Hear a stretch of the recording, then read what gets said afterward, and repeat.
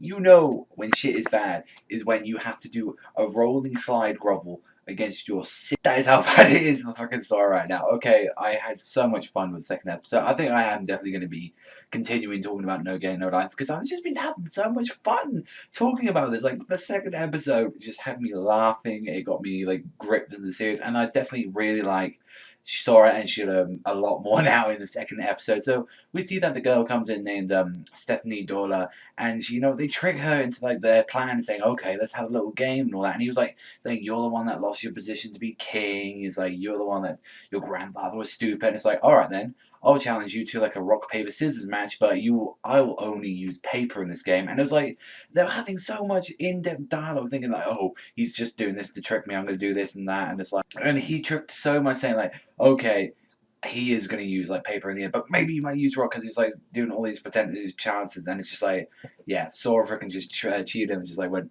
rock, and Sora just won because he's a freaking badass, and not to mention like the betting, he just gets away with like all these bets. He's saying, oh, if you do a small little favor, and she thought what she Sora was gonna say was like, oh, you're just gonna let me stay for the night. He did say it, but he didn't say that was the condition. It's just saying you have to do a small favor like that, and it's like.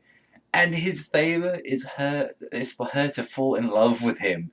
And I'm like, what the fuck? He has like such a troll face when he does it.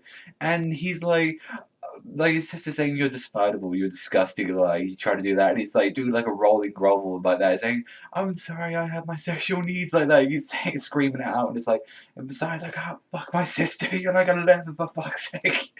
It's like, what the fuck? He just went out of control with him, and it's like Stephanie couldn't even take it as she started like smashing her fucking head on the wall, saying, I can't do this. And then every time she looked around, she saw like Sora in like a handsome boy like image stuff. It was really fucking weird, and I was just pissing myself laughing throughout this entire episode with that stuff.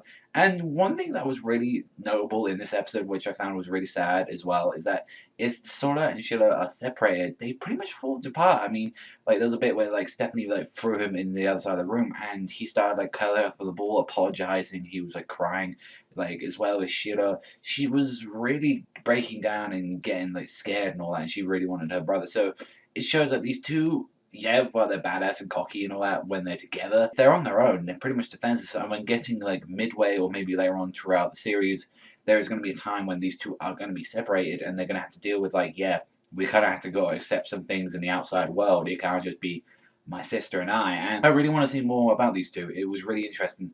Not to mention we found out, about the whole world itself. Like we found out there's like 16 races, and that in Manatee, that's what humans are called, pretty much the weakest one because they don't have magical power, and that's pretty much how that me bitch from the first episode cheated by using magic from like another person.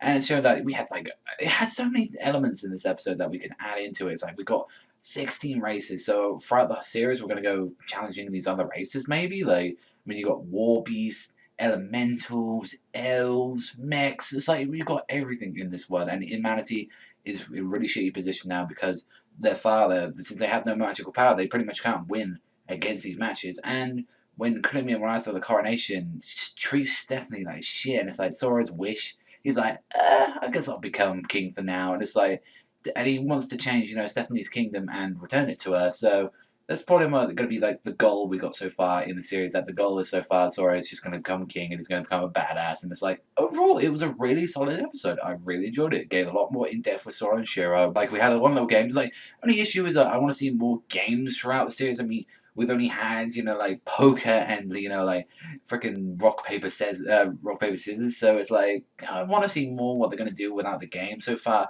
But so far, the thing that's keeping me going is definitely the characters so far. Like, very interesting, and not to mention animation was solid. And we heard the ending as well today in this episode. And the ending is like nothing really to talk about. It's a nice, chill ending. I mean, the opening is the best thing about this series as well. It's like so good. But I give this one like a solid 8 out of 10. This was a really good episode, in my opinion. But that's all from me. I want to thank you very much for watching. Always remember, I'll see you guys.